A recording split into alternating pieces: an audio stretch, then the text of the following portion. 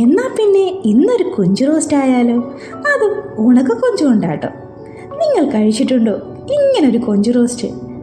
ചോറിന് ഇതുണ്ടെങ്കിൽ മറ്റൊരു കറികളുടെയും ആവശ്യമില്ല കേട്ടോ. വയറ് നിറയെ ചോറ് കഴിക്കാൻ ഇങ്ങനൊരു കൊഞ്ച് റോസ്റ്റ് മാത്രം മതി. എന്നാൽ പിന്നെ ഇത്രയും സ്വാദിഷ്ടമായ കൊഞ്ച് റോസ്റ്റ്, അതും ഉണക്ക കൊഞ്ച് റോസ്റ്റ് എങ്ങനെയാണ് ഉണ്ടാക്കുന്നതെന്ന് എളുപ്പത്തിലൊന്ന് നോക്കിയാലോ?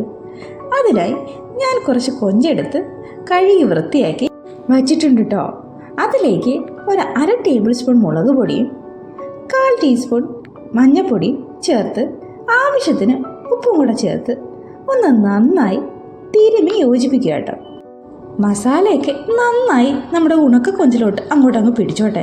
ഇത് തിരുമ്മി അങ്ങോട്ട് മാറ്റി വെക്കുക കേട്ടോ. ഇനി ഒരു മിക്സിയുടെ ജാറെടുത്ത് ഒരു 10ഓളം ചെറിയ ഉള്ളിയും ഒരു 4-5 അല്ലി വെളുത്തുള്ളിയും ഒരു ചെറിയ കഷ്ണം ഇഞ്ചി കൂടെ ചേർത്ത് ഒന്നങ്ങ് അരച്ചെടുക്കുക കേട്ടോ. ഏതാണ്ട് ഈ പരുവം വരെ ഒന്നങ്ങ് അരച്ച് മാറ്റി വെക്കുക കേട്ടോ. ഇനി ഒരു പാൻ അടുപ്പത്തേക്ക് വെച്ച് കുറച്ച് വെളിച്ചെണ്ണ ആഡ് ചെയ്യുക കേട്ടോ.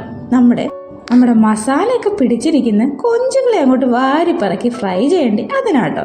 അതിനു വേണ്ടി കൊഞ്ചുകളെയൊക്കെ വാരിപ്പറക്കി അതിലോട്ടങ്ങ് ഇട്ട് കൊടുക്കുക കേട്ടോ. ഒരു 15 മിനിറ്റ് മസാലയൊക്കെ പിടിച്ചിട്ട് വേണം കേട്ടോ ഇതിനകത്ത് വാരിപ്പറക്കി ഇടാൻ. എങ്കിലേ നല്ല രുചി ഉണ്ടാവും കേട്ടോ. അങ്ങനെ മസാലകളൊക്കെ പിടിച്ച കൊഞ്ച് ഇങ്ങനെ എണ്ണയിൽ കിടന്ന് ഇങ്ങനെ മുരിഞ്ഞു വരട്ടെ.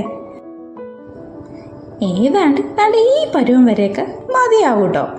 അതങ്ങോട്ട് മാറ്റി വെക്കാം കേട്ടോ.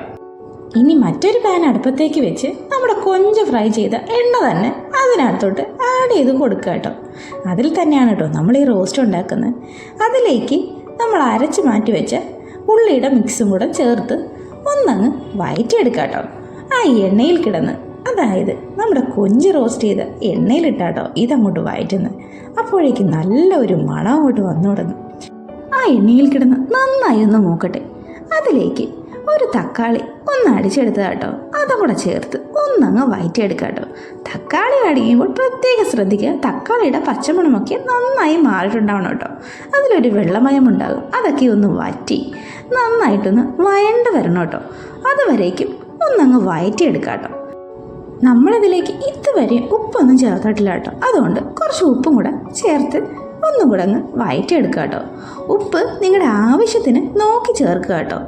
അതും കൂടെ ചേർത്ത് വീണ്ടും നന്നായി അങ്ങ് വഴറ്റിയതിന് ശേഷം ഇനി നമുക്ക് മസാലപ്പൊടി ചേർക്കാം. അതിനായി 1/4 ടീസ്പൂൺ മഞ്ഞൾപ്പൊടിയും 1/2 ടീസ്പൂൺ മുളക് പൊടിയും ചേർത്ത് ഒന്ന് വീണ്ടും അങ്ങ് വഴറ്റിയെടുക്കുക കേട്ടോ.